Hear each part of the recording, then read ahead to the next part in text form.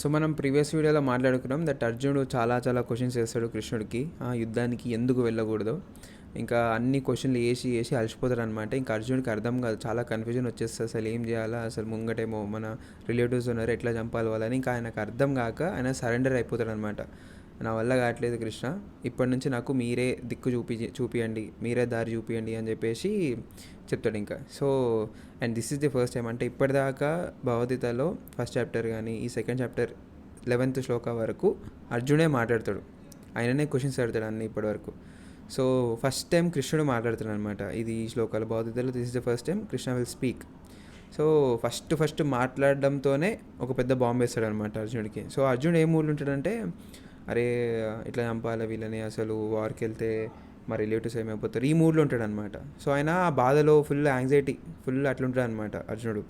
కృష్ణుడు ఉండి ఫస్ట్ పెద్ద బాంబు ఏం వేస్తాడంటే, అసలు నువ్వు ఏడ్చే ఏడుపు అసలు అనవసరం, అసలు దానికి అర్థమే లేదు అని చెప్పేసి అంటాడు. సో తర్వాత ఉండి ఏమంటాడంటే, ఒక తెలివైన వాడు ఎలాంటి సిచ్యువేషన్లో అయినా బాధపడాడు, అయినా he just cuts off the బాధ, తర్వాత ఏం చేయాలో ఆలోచిస్తాడు. సో ఇక్కడ కూడా ఒక తెలివైన వాడు అక్కడ ఒక బ్రతుకున్న మనిషి గురించి కానీ చనిపోయిన మనిషి గురించి కానీ అసలు బాధపడడు. అతను ఎట్లాంటి సిచ్యువేషన్ వచ్చినా కూడా బాధ అనేది పడాడు అనమాట ఒక తెలివైన వాడు. సో బాధ వస్తే దాన్ని కట్ చేసి తర్వాత ఏం చేయాలో అనే దాని గురించి ఆలోచిస్తాడు ఒక తెలివైన వాడు.